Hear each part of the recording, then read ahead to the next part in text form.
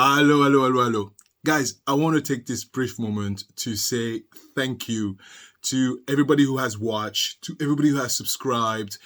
Anybody who's watching, I am more thankful than you know.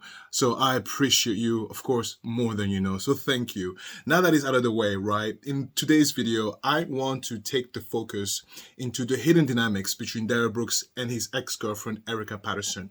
I want you to pay attention to, number one, the setting. Erika Patterson is obviously in court. It's a very secure space. And I believe for the first time in a very long time, she feels secure not only in her position, but in her demeanor. You can tell she's actually defiant for the very first time in front of her aggressor, thanks to the protective nature of being in court. Darrell Brooks is going to sense that. And as a true narcissist, because he wants to have control over the narrative, he doesn't like the fact that we get to see through his insecurities, he's going to attempt to dominate the situation. But thanks to the process of court and law, that's not going to work. So I'm going to pinpoint a few frustrations on his side, and let's go, let's watch.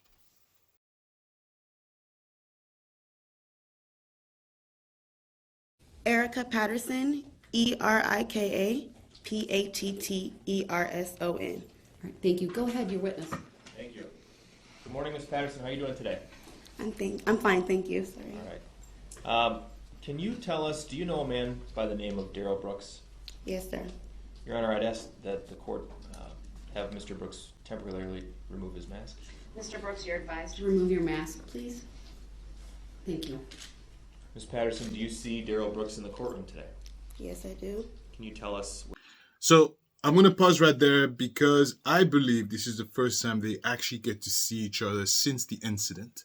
And for a brief moment there, you see Erika Patterson a little bit uncomfortable to face him, right?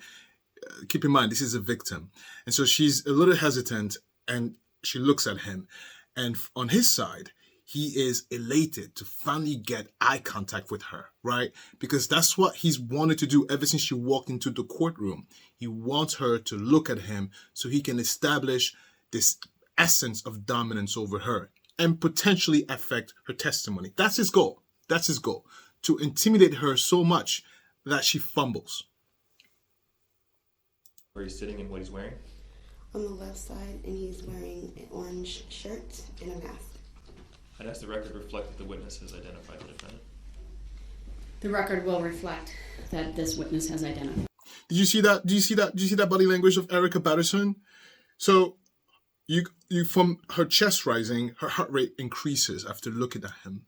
And it's almost like it turns into a semi-anger. And her eye roll, it's almost as if she's like, oh my God, like she doesn't like him at all. And at this moment, she gathers the protective energy of the court and steels herself. On Darrell Brooks' part, as we continue, because he has the mask, right? And the mask hides a lot of his intent. He's not a nice person. He's not a nice person. And so through his eyes, look how piercing he gets. And he just wants Erika Patterson to look back at him so he can establish an essence of dominance over her. But so thankful for the court because she actually draw her strength from the protectiveness of the court. The defendant. Can you tell us how long you've known Darrell Brooks? Since I was 15. How old are you now? 32 today. Oh, happy birthday. Thank you. What's the nature of your relationship with Mr. Brooks? We have a 15-year-old daughter together. Okay. In what state? Darrell Brooks is 39 years old. Okay? Just keep that in mind, right? Because later on it will make, I'll prove another point. But he's a sex offender. What does a 24-year-old or 23-year-old, whatever you do the math, doing with a 15-year-old? All right. Did you meet Mr. Brooks? Reno, Nevada. And when did you come to Wisconsin? Last year, 2021, June 13th. Why did you come to Wisconsin? We were coming out here. I was going to be out here for 2 weeks and go back, but I never went back. Who did you come to Wisconsin with? Darrell Brooks. Where did you live when you got to Wisconsin? Atlanta, Georgia. Or we lived with his mother, sorry. Mr. Brooks' mother? Mm-hmm. In what city was that? Hold on. Was that a yes? I had to pause there to point out, because that Darrell Brooks' mom, she's a piece of work. But to give you an idea of what kind of person she is, she allowed that. She co-signed. I mean, we all know what she did, but she co-signed further on this relationship from her son with this underage girl. Do you understand? And so his mother, I'm willing to bet, has a lot to do with enabling her son, which is why Darrell Brooks has no consideration and no respect for women. For women. I mean, his mother never set him straight. But that's for another story. Let's continue. Yes, I'm sorry. That's okay. That's what my job is, to make sure their record is Yes, correct. ma'am. Milwaukee, Wisconsin. Okay. At some point, did you stop living in Milwaukee and start living in Waukesha? Yes, I did. Do you remember approximately when that timeline was? November 2nd, 2021. Okay. Where were you staying in Waukesha? The women's shelter in Waukesha. That's downtown? Yes. Okay. Do you know a person by the name of Corey Runkle? Yes. Where did you meet Corey Runkle? The women's shelter. Were you roommates? Yes. I want to direct your attention to the date of November 21st, 2021. Yes. Did you know anything about a parade happening in Waukesha that day when you woke up that morning? I didn't know about the parade. Okay, what about that afternoon? Did it become apparent to you that something Yes. was going on? Yes. Did you come into contact with Darrell Brooks on the afternoon of November 21st, 2021? Yes. Where did you first come into contact with Mr. Brooks? At Frame Park. And how did that come about? What were you doing and why did he get there? We were messaging and calling each other all day. We were arguing back and forth. He came out there. Well, I told him I was with Miss Corey, and he came out there. I told him where I was. Got in his car. We drove around, and then I forgot the street. We went up that street. It's a hill. It's kind of by the Walgreens. We went up that hill. We drove around. Me and him got into an altercation. He hit me in my eye. I jumped out of the car, walked, and found my way back by Frame Park. And then he followed me there. And then I went back in his car. I got out, and I had called Corey. Well, I called Corey before that. And she came to meet me. I told her that me and him got into an altercation. So she met up with me, and by the time she got there, she pulled me out the way because his car... I'm going to pause it there. The reason why he's not paying attention, like he seems like he's fumbling his papers, he's disengaging. He knows what happened. So he's not interested, right? Remember, in Darrell Brooks' mind, it's all about Darrell Brooks. He's not interested. However, to keep in mind is that this setting, I believe, is the first time Darrell Brooks gets to really hear his ex-girlfriend interaction with the authorities. Do you remember when the detective was questioning him? He didn't have quite an idea of what was said, right? So he was spinning stories around what he thinks was said. This day is when he actually gets to face the reality of what was said and what has happened. Because as we go through this video, you'll notice a lot of surprises from him. Like, what? Huh? And it's like, dude, you know what you did. Anyway. I turned around, he swerved. She pulled me out of the way. He got up his car, and they got into an altercation. He pushed her in her face, and I don't remember if she hit him back or anything. After that, we walked away and walked back to the women's shelter. Okay, let's go back and go through some of the details of that, all right? Mm-hmm. Yes. You said that you told Mr. Brooks that you were hanging out with Miss Corey. Yes. Were you hanging out with Corey Runkle earlier that day? Yes, her and her friend Nick. Okay. Yes. Do you remember where you were with those two? It was at the Frame Park because we had split up when I met up with Darrell. Okay. Do you remember what you were doing in Frame Park with Corey? We were just hanging out. Okay. Any alcohol involved?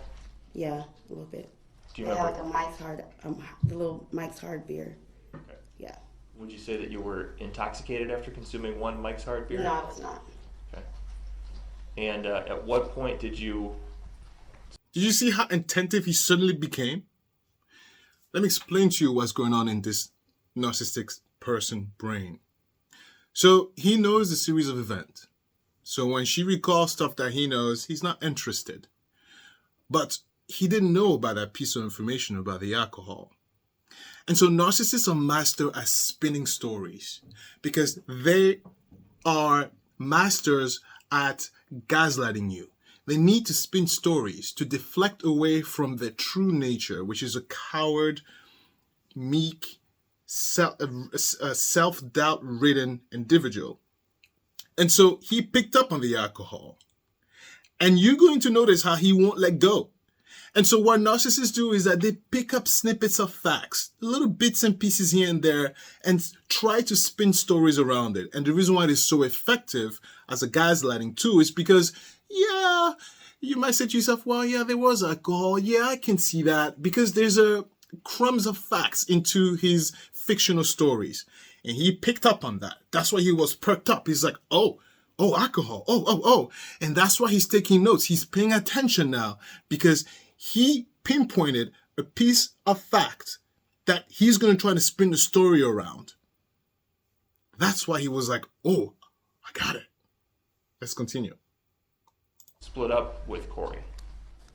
When Darrell was on his way, Corey and Nick had left. So I sat there and waited for him.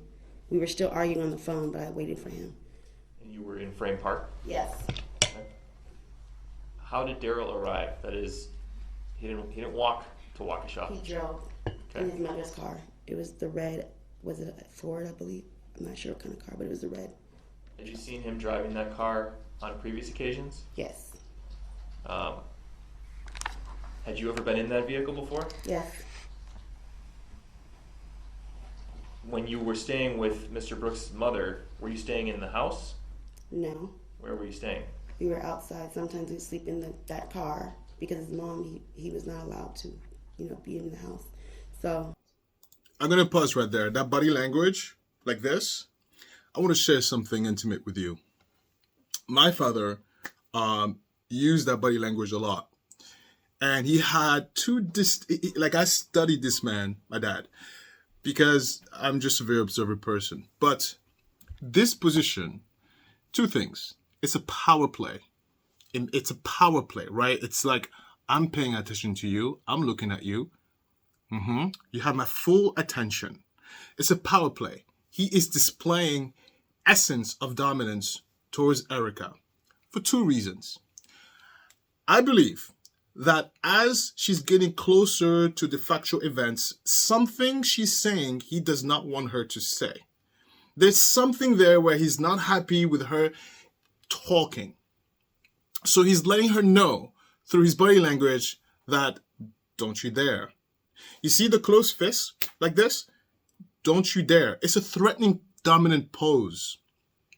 Furthermore, he is attentive. He's no longer fidgeting with his papers. He's paying attention because he's looking for additional facts around the alcohol story that he's trying to spin, right? But in the same process, as he's paying attention, he's letting her know, right? He's like, keep talking. He's trying to let her know like he's paying attention. But Erika Patterson, I gotta say, I have to give the courts a lot of credit here. They made this space very safe for her to not feel PTSD from the victim brain, because that's true. There's such thing as a victim brain. She felt comfortable enough to stand up to her attacker. And so in her defiance, she doesn't look at him. And her face is very stern, and she focuses on the prosecution because that's her anchor. And as we go around the story, you'll see every time she loses her anchor, the prosecution, she gets a little bit nervous. And so she focuses on her anchor, which is the prosecutor, and it allows her to ignore Darrell Brooks, who is trying to intimidate her. Let's continue. Yes. And you slept in that car with Mr. Brooks? Yes. That was before November of 2021? Yes. Okay. Describe for us what happened He's when trying Mr. to get her Brooks first attention. arrived in Frame Park when you first saw him that day.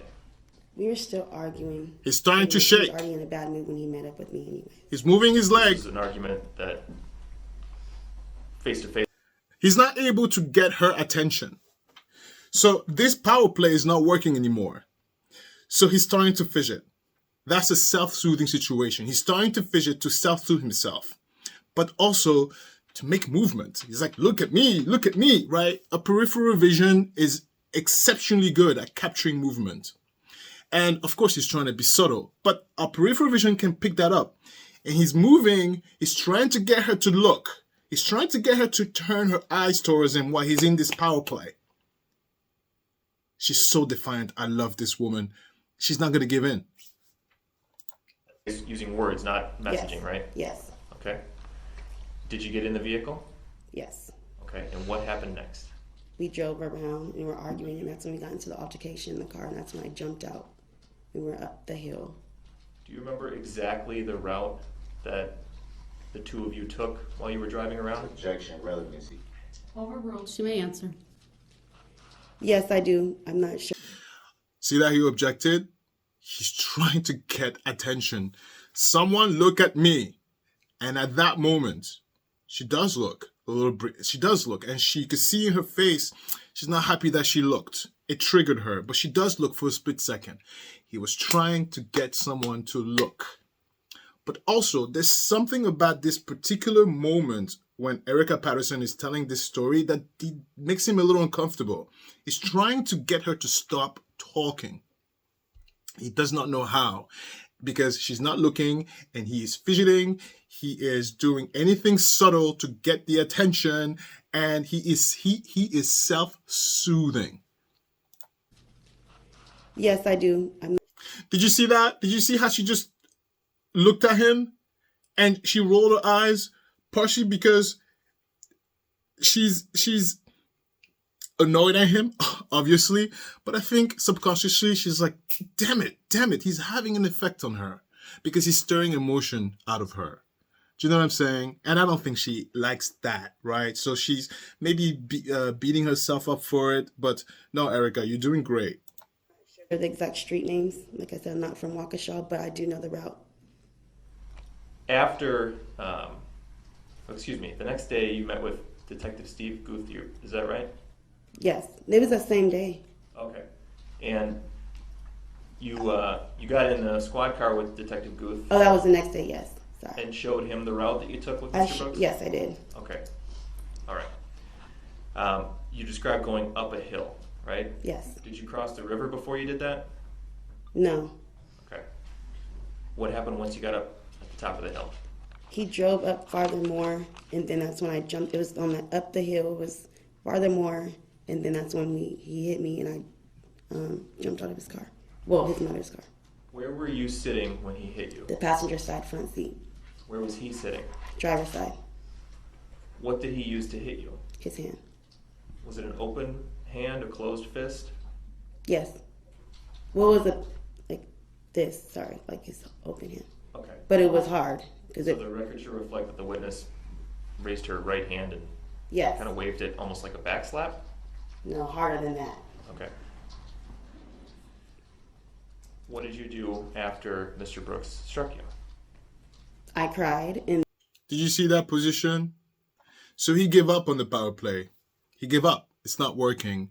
And now I see why he was maybe nervous as this story, because in his interrogation with the detective, he didn't want to tell the detective his position, but he was making landmark references, right?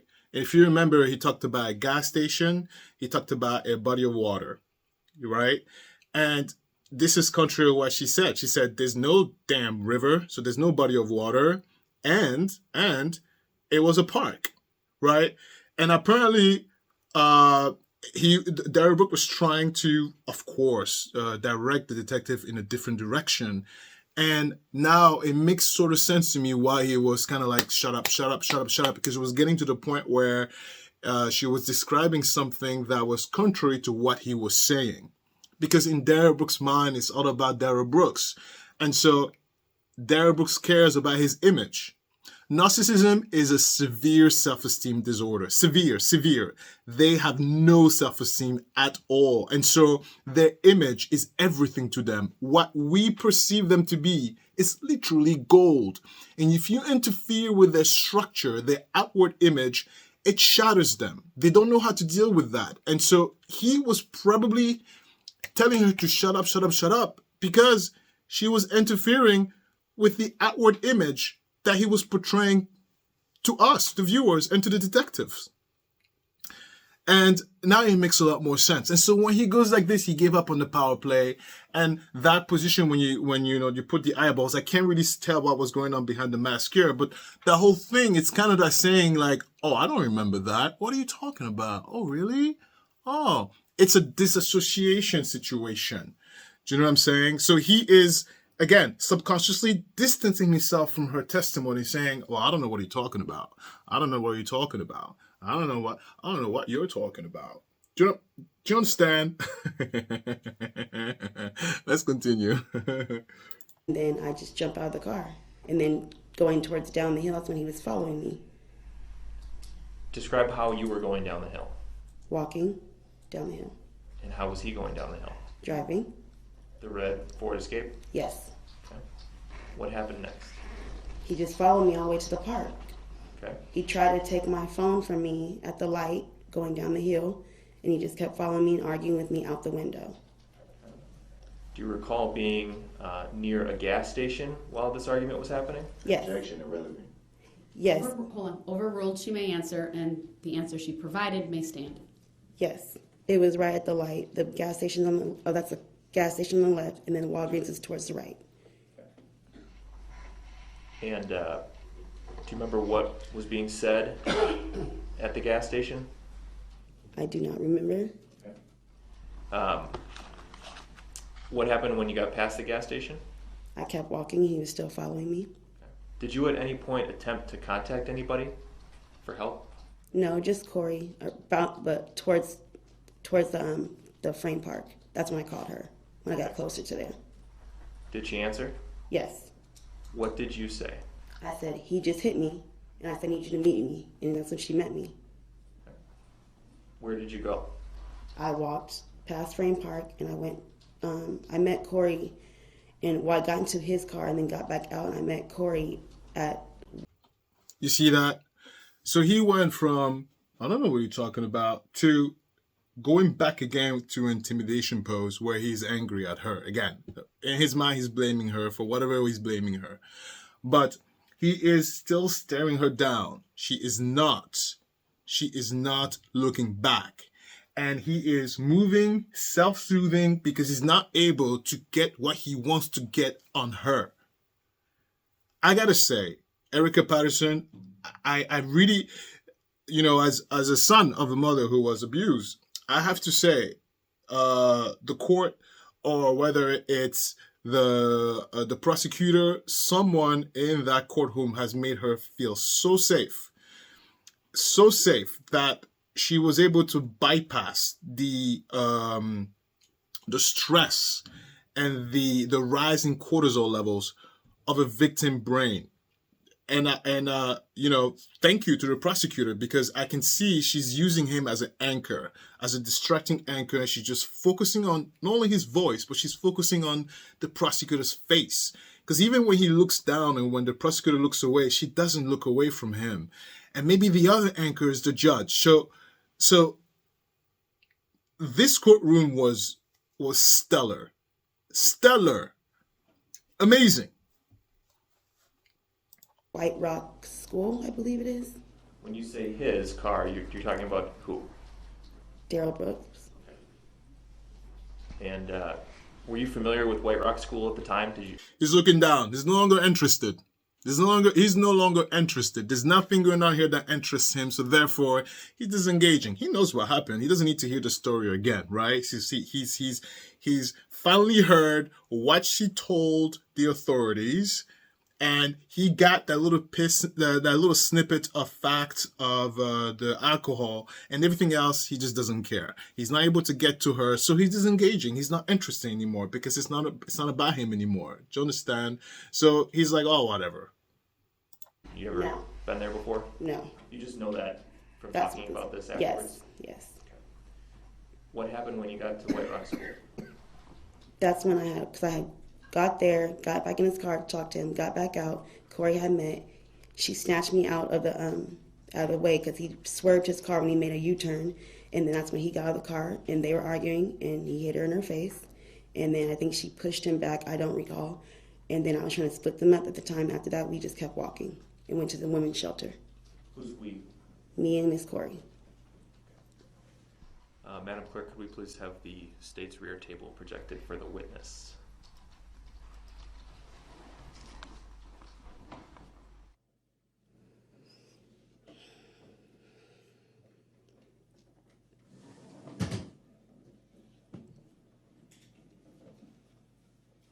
Okay, Ms. Patterson, I've projected on the screen in front of you a video marked as State's Exhibit number 4. So I kept quiet on purpose because I wanted to see if you picked it up. So do you notice, previously I just told you, right, that he's no longer interested, so he looks down. And then they show an image of him where he's up again, like that, paying attention. And it's because something just occurred right there that he was like, wait, what's going on? There's a video. There's a video, and he has no knowledge that there is a video. And so he's up and paying attention because there's a little panic going on in his mind. Again, a video? A video of me committing the act? You mean to tell me that my image is going to be shattered again? He's so worried about the outward image, right? Because at that moment, before the video, he could argue and spin a story that it didn't happen. But how do you spin a story when they have you on video? Yes, we haven't even played the video. How do we know what's even in the video at this point? Can we see the video before it is admitted into evidence? Your objection is noted. The foundation has been laid. Exhibit 4 is received.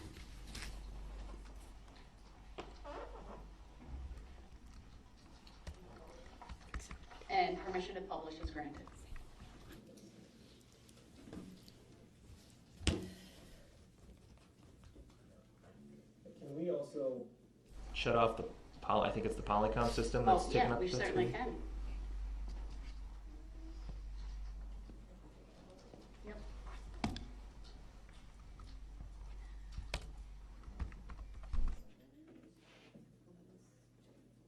There you go. All right, we're going to play from a... Timestamp of 51 seconds in this exhibit.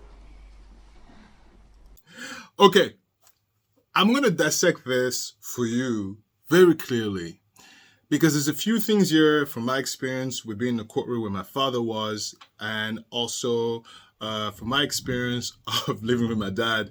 I'm gonna share with you a little something interesting. I want you to go to a table, maybe on your computer desk, and I want you to put your hands like this, okay? And then you're going to anchor your elbows to whatever, the table or whatnot. And then I want you to try to shake. Right, try to shake.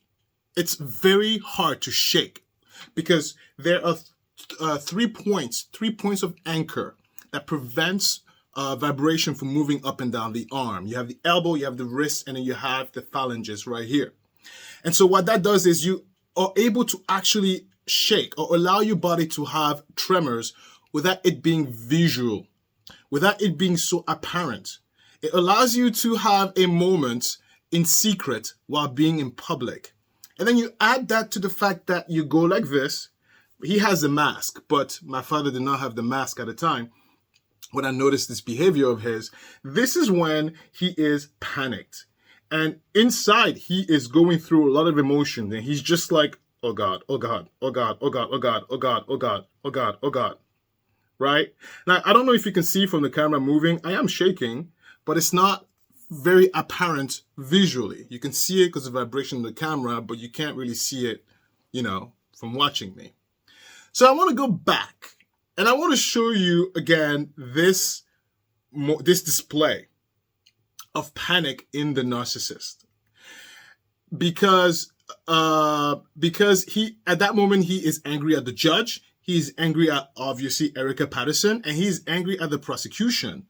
How dare them show and publish to the world my behavior?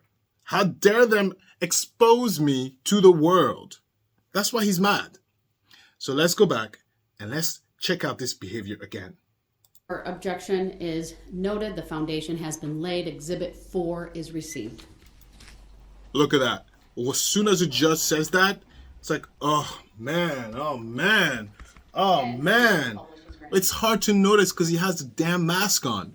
That's why the mask, it's all his idea. It hides about 80% of his true emotional state. It's a great thing. It's a great way for them to hide behind. Oh man, oh man. And then if you see, he just takes a moment and looks at Erika Patterson. And again, look what you did, Erika. Look what you did, Erika. And then he looks back at the judge like, you're going to do me like that? You're going to do me like that? And then he looks away at the jury. I think the jury's there. I'm not 100% sure. But he looks away and be like, yo, because he's looking for someone to validate his emotions. He is not doing okay at this moment. He feels exposed. And permission to publish is granted. And then he immediately goes into this position. He's preparing himself subconsciously to allow him to feel something without people seeing that he's feeling something. Oh, man. He looks at the judge again, like, you're going to do me like that? And then he looks at the prosecution with disdain. Disdain. See that? And then he's like, oh, they're going to show it. They're going to show my actions to the world. I think it's the Like he's panicking because his shell is about to be tattered. And then, whoop, and he goes straight into this defensive position that allows him to have whatever he wants to have with a good protection that he is now going to be exposed for the traumatic situation he's experiencing. And then he looks at Erika Patterson, and then he looks at the display. He looks at Erika Patterson. It's just like, oh my God, they're really going to show my actions in public. Yes. I'm going to fast forward now to when it's Darrell Brooks' turn to question Erika. Pay attention to the fact that, narcissists pick up something factual and spin stories around it. And he picked up only one thing. Right? Because he only perked up for one thing. That's the alcohol. That's the only time he perked up. So his story is going to revolve around the alcohol because he can't go on any other factual points because it doesn't serve his purpose of putting him in a better light, so to speak. Thank you, Mr. Brooks. Do you have any questions for this witness? Yes, I do. First of all, good morning. Good morning. And happy birthday. Thank you. That's the first time he finally was able to get contact with Erika Patterson. And the first thing he does is he attempts to disarm her, right? He attempts to disarm her protective suspiciousness. So it softens her up to his potential abuse, right? And, he's smiling, he's showing full teeth, right? You can see all the crow's feet. It's like the whole face lights up. Like, MF, you just beat me, but no, to him, he's like, hi, so nice to see you, hi. Crazy.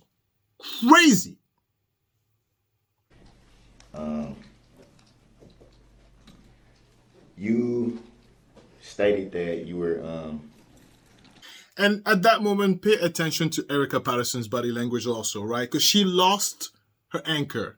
She lost her calming presence, which was the prosecutor. And so she's going to struggle a little bit because now she is faced and forced to look at her aggressor, her abuser. And the victim brain, which is a real thing, will step in and she's going to be highly stressed. I'm pretty sure her cortisol levels are going to rise up. And at some moment, she's going to be looking for another anchor. I'll point it out when I see it, but she will look at the prosecution or at the judge as a way to calm herself down. hanging out with your friend Miss Corey on the day of this incident, correct? Yes.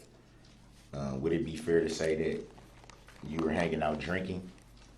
Yes. Would it also be fair to say that you occasionally drink too much? Objection, colleagues. Sustained. Would it be fair to say that, well, let me back up. Did you notice that her stress levels are rising? She's getting uncomfortable. What were you drinking? A Mark's Hard beverage.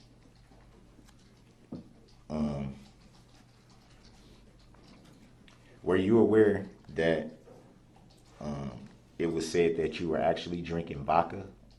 No. Objection. Hold on. When there's an objection, I need to rule on it first, okay? Yes, ma'am. Sustained that mischaracterizes the previous testimony. Next question. So it would be fair to say that you were drinking. Yes, Would it be fair to say that you were a little intoxicated? I was not. How much did you drink that day? One of the Mike's Hard alcohol beverage. And around what time of the day was that? I don't remember. Was it shortly before meeting up with the alleged defendant, or was it sometime before? It was before.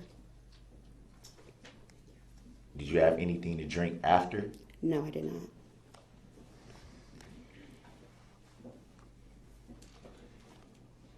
Quick pause.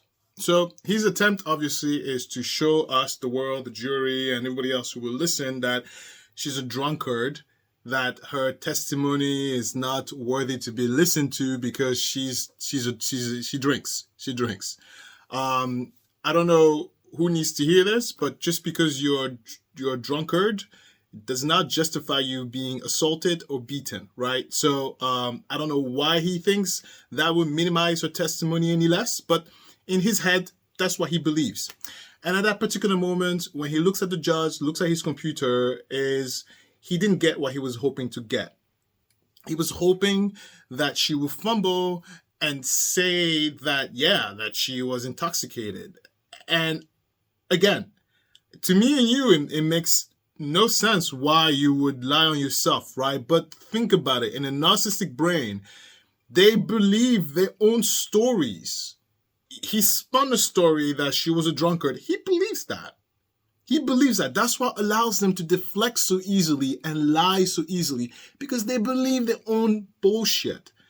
And so he's a little perturbed. He looks a little disoriented because it didn't fit his own narrative that he believes. They are demented. Victim brain is something that is psychological and also physiological. The victim doesn't know why. They don't know why. They don't know why they act the way they do. I can tell you many, many times that I've asked my mom multiple times in her situation, why didn't you leave him sooner? And a lot of times she's like, I don't know. I don't know. And it's not for them to know. It's a form of protective conditioning that is innate. And when you find yourself in a very highly stressful situation, there's a lot of autonomous, what's the English word? Bodily functions that, that kind of like a reflex, right? Your brain just adapts to whatever is in front of it. And part of the adaptation is this disassociation to the unhealthy environment. And a lot of times victim brains do that. It's kind of like Stockholm syndrome, where you become friendly to your aggressor. It's a self-preservation mechanism that is autonomous. And that's why Erika Patterson does not know why. She doesn't know why she went back. And it's not her fault. She probably would never know why. It's just her natural body defense mechanism to this madman who was abusing her ever since she was 15 years old. This is over 16 years of abuse, guys. Okay, so before we go into this line of questioning, Darrell Brooks is upset at the judge and upset at of course, the prosecution, and upset at Erika Patterson. But unfortunately, the judge that morning got the full wrath of Darrell Brooks for allowing or annoying him when it came to the tape last time that was made public. I'll put a picture up there so you can see the one that I mean. But he's upset at the judge for allowing that tape to be admitted into, I guess, evidence or show publicly. So he comes into court and he is an ass, okay? He comes into court, he's pissed. He is pissed. How dare the judge do this to me? Me, Darrell Brooks? I'm going to show this effort. In his mind, that's exactly what he's thinking. And let's go. The clerk to have the jurors brought out. And then I'll ask you, sir, to call the defense next witness. Can we address subject matter jurisdiction? It still has to be proven for the record. You see how like he knows that annoys the judge, and that's the only way he can annoy her. So he's pushing on that subject matter jurisdiction to annoy the hell out of her, because he wants to today. Darrell Brooks said, "You all having a bad day." That's what he said. He woke up that morning. He's like, "Today, y'all all having a bad day."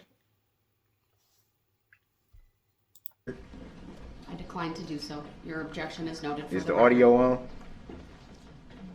Your objection is noted for the record. Is the audio on? Yes, it's on, sir. It's on. So we're not going to address subject matter jurisdiction that has yet to be proven for the record. For the record, I have addressed it. No, you haven't And proven it there's for a the written, record. and your objection's noted for the Have record. you proven subject matter jurisdiction for the record? Have you proven it? Has the prosecution proven it? Oh, okay. Email that to her and print it out. So that's a judicial determination that you don't have to answer that, Your Honor, being a public servant? I was talking to my clerk. I didn't hear what you asked. The jury's coming in. You heard what I asked. Axe. I actually did not. Come on, Your Honor. Come on now. Come on now. We gotta cut that out. You know you have to prove subject matter jurisdiction. You know that. You have to honor your oath of office. You know that. Look how threatening he is. Now, guys, he has no mask on. Now you're going to see how effective the mask really is at hiding the full gambit of his true emotions. When you only see the eyeballs, you can hide quite a bit, 80% to be quite specific. It goes to show you, like, from the wrinkle of the nose to the mouth to right here, it goes to show you how much is involved, even to that stuff in the ears, how much is involved. Of course, you have the freckles of the wrinkles of the forehead, but all your brain has to do is only has to figure out what's going on from the eyeballs up. And to be quite honest, look, I'm gonna make an angry face. Shit, you can't even tell. Wow. Anyway, I was making an angry face. Wait, hold on.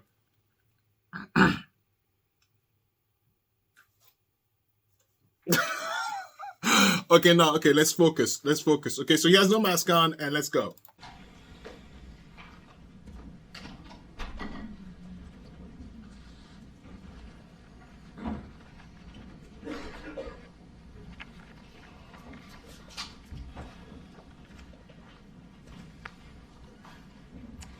Thank you, everyone. Please be seated. The defense may call its next witness, please. Be here 1 second. I'm trying to make sure I got the paperwork since I'm being rushed to judgment. Okay, here we go. Darrell Brooks again blames the court for rushing him. This is his own defense. You decided to defend yourself. What do you mean? It's how is it the court's fault that you're not ready for your defense? But no, he knows exactly what he's doing. He is annoying the court. I told you, right? He woke up this morning and said, you're all going to have a bad day, including us, the viewers, because he's making everybody wait. We're all going to be following Darrell Brooks' time/narrative. And that's where narcissists fall so short when it comes to the court, because courts is an area that's based in fact. You can't just spew whatever you want to spew, and you can't just talk over people. If you don't have the facts, it's not admissible. And there's a process. There's due process in court that you have to follow. This man is going to make the court's day terrible, Erika Patterson's day terrible. The prosecutor's day is terrible. Our day terrible for for those who watched it. Today was a bad day for everybody. Let's go.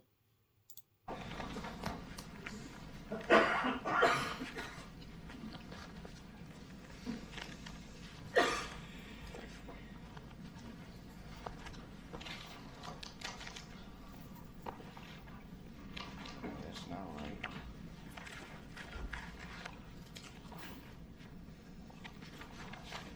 Oh, there you go.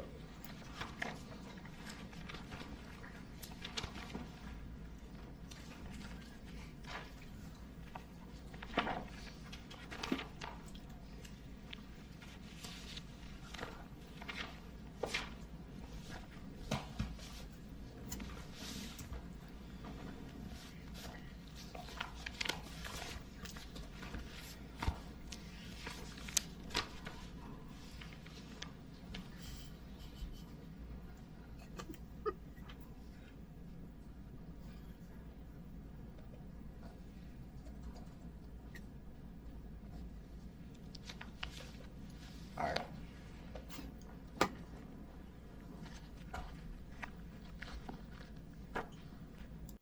Look at that. He makes us wait. And then he looks at the judge like, yes? Did somebody say something? Like, motherfucker, like, yo, we're waiting for you to talk. Look at him. Huh? Oh, you guys were waiting for me? Oh, I didn't know. I had no idea. Piece of work, aren't they? Go ahead. Go ahead. That judge, saint. Mother Teresa, you've been displaced. Okay, this judge took you down.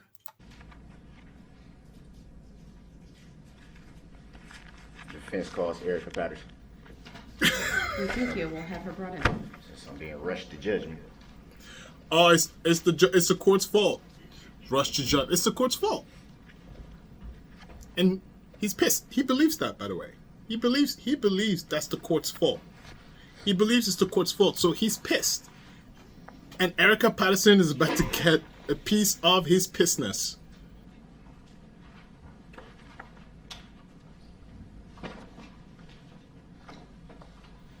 He's fumbling with his paperwork because he wants you to believe, us viewers, that somebody stole his defense. The witness stand, which is on my right. You may recall it's upper riser. When you get there, please remain standing. Raise your right hand, and my coach Teresa. Did you see how you looked at her with this? disdain? You just looked at her up and down. That the testimony you're about to give shall be the truth, the whole truth, and nothing but the truth, so help you God? Yes. Thank you. Please be seated. Hi, Erika. First thing I will ask you to do is to state your first and last names for the record. Erika Patterson. Thank you. Go ahead, your witness.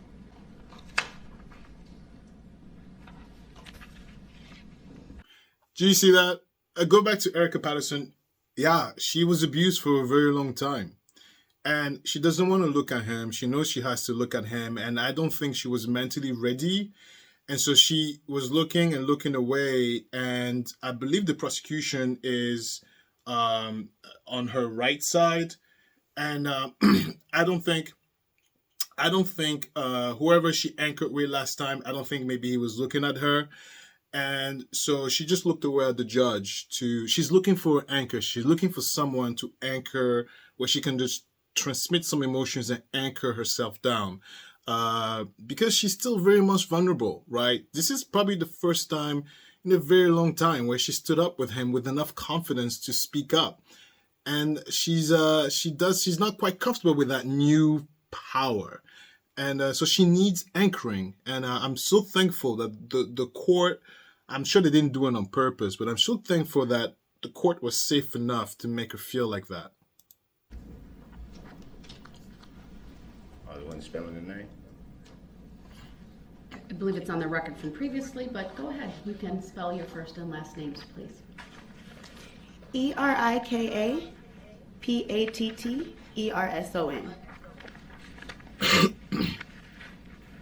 Just 1 second, Your Honor. I'm trying to find some We're still waiting. relevant paperwork here.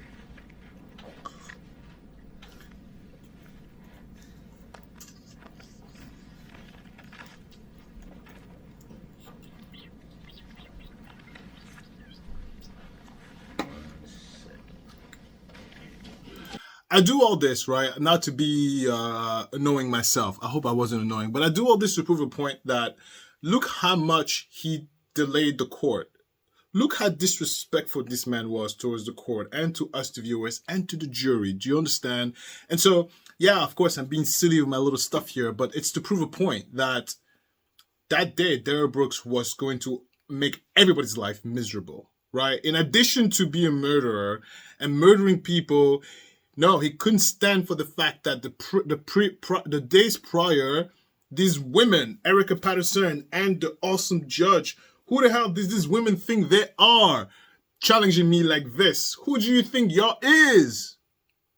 That's pretty bad English, but you know, I was trying to be like Darrell Brooks. So I'm going to fast forward to where he actually starts talking, okay? And to give you a total, it's about 10, 15, 12 minutes that we had to wait before he even said the first question. So I'm going to fast forward to that. Now, I want you to pay attention. He has no mask, so he cannot hide his full spectrum of who he really is. And now really pay attention.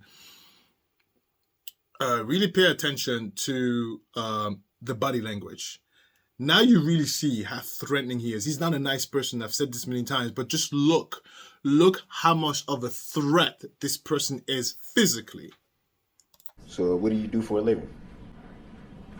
I have my CNA certificate.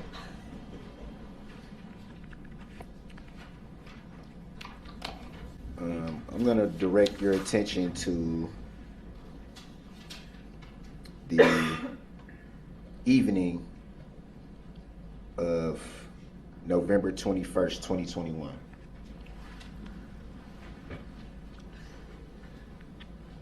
Do you recall what you were doing that evening? I was hanging out with my friend Corey at Frame Park. I had spoken to you, Mr. Darrell Brooks.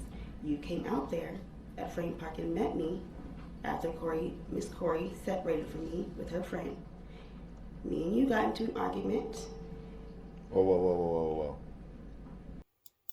Do you see that position? See that position? This position right here, he's looking down on her. It's a power play again. And this time, she cannot escape the gaze, right? So he is gazing back at her and he's displaying full frontally. Let me show you who the man is. Let me tell you who I is, right? That's what he is displaying. But again, Erika feels in a very safe place. And so she actually stands back at him and stares right back at him and confronts his energy presence with her own. Pursuant to the question? I am answering your question. I was referring to the judge. Whoa. I was hanging out I with think Miss that kind Corey. of got a little ahead of... They're arguing. I'll let you They're figure out arguing. the answer, and you can ask a follow. Do you recall They're having arguing. any phone interactions during that time when you and your roommate were at the park? Phone interaction, yes. Do you recall who they were with? Do you see that? They're arguing. What do you mean by you? Darrell Brooks. Who's you? Darrell Brooks. They're arguing, which, quite frankly, I don't blame her for arguing with him because, like, come on, like, you know you hit me. Why are you acting like you didn't hit me? Like, it's one of those things. It was like, wow, how surreal. And so, of course, she's frustrated, and she just probably wanted to fling this like button at him. But if I say something under my breath, everybody seems to hear it. Everybody seems to hear In that a just quiet fine. courtroom, And yes, everybody we can assumes, hear it very and clearly. everybody assumes that it has to be disparaging. Or, Once again, you're doing this tactic. Because where you try to it's not a go tactic, off it's of what facts. we're talking It's about facts. to some other reason. It's facts. to Because some I other find thing. it hard to believe that I'm gonna all let of the a sudden state. nobody hears what I say. I'm gonna let the Come on, state man, make a stop. record of why they Stop. believe it's objectionable because I haven't let them do that. I've given you multiple opportunities to tell me why you So believe I it's. didn't get these pictures from nobody else. Why was The somebody record will else reflect you have 2 pictures that you believe were from this witness. that I know is from him? No, that you believe. That I know. All right, I'll ask the state their position on all of this. My position, Your Honor, is that these pictures, first of all, should not be admissible. 1, because of a discovery violation. We've never seen them before. 2, because we have reason to believe that he did not get them from Erika Patterson. He is on a jail phone call talking to his mother, Dawn Woods. about Dawn Woods sending these photographs to him. Now, That's a lie. I object to Let that. the state make their argument without interruption, sir. That's a lie, though. 3, I believe that these photographs are designed to make a suggestion to the jury that Erika Patterson is a bad mom. I think that is what the defendant is trying to do. And if we're going to go down that road, then we would be forced to counter that claim. First of all, it doesn't make her an incredible witness, if it's even true. And second of all, if we go down that road, we would be forced to counter that claim by pointing out that not only does the defendant not live with the child in question, he doesn't live with any of the other children that he has. He impregnated Erika Patterson when she was a minor in Nevada, and for doing so, he was convicted of statutory sexual seduction, pled guilty in March of 2007 to that felony offense, and is a sex offender on the registry as a result. So if there's any causation that would lead to Erika Patterson being a bad mom, Mr. Brooks has a direct role in that causation. And that's Furthermore, I object to that. I'm not because done. that's a lie. Let him Because at the end finish. of the day, Let him if finish, we gonna open the door Mr. on that, no, Brooks. since he want to make a record and not be accurate, so let's be accurate all on the record. Since you think you know so much, Once so again, we can Mr. open the Brooks door is on. being We can loud, open the door on how old she told me she was when we met. interrupting. We can ask that question He is too. Then over the you top ask that? animated Do you right know now. that? Mr. Brooks, I'm ordering you to sit down and to let the state no, finish. I'm not going to sit here and let somebody be inaccurate on the record and lie on the record. Right. Under Illinois versus Allen, I've warned him repeatedly. He's being removed from the courtroom. And you know what? Let me dial that back. We're just going to take an early lunch, 1 hour. We'll be back. And unless he brings that letter and Dog he gonna can sit show there and try it to is think he knows what's inadmissible, going she will on. not be questioned. And under 906.11, I will Then you gonna declare talk the about where my kids live. cross-examination You don't know where, closed. You don't know where, what happened. Thank you. at the We're in time when recess, all this 1 happened, hour. bruh. Get your facts straight. So let Darrell Brooks' mom, she is the one who sent him those pictures. I mean, look, the tapes of the conversation was not released, but the prosecution said they have reason to believe that it's the mother who sent the pictures. Can you imagine the conversation they were having over the phone? Right? Like this, like, Mom, your child murdered 6 people. What could you possibly be talking to him about that would lead you to send pictures of the abused woman, the abused child that you allowed your son to abuse? Like, Darrell Brooks' mother is a separate case on her own. I mean, I don't know her story yet, but clearly she is a problem. And clearly she has enabled his son's behavior for quite a long time. Because clearly he sits there and he really believes that, mom, mother. Look, I have another question for you. During the sentencing, do you think his mom will show up and vouch for him? I'm very curious because she's been operating in the shadows for quite a long time, and clearly she still has quite a bit of communication with her son, the murderer. And so I wonder if she's going to show up to the sentencing and say something nice about her son.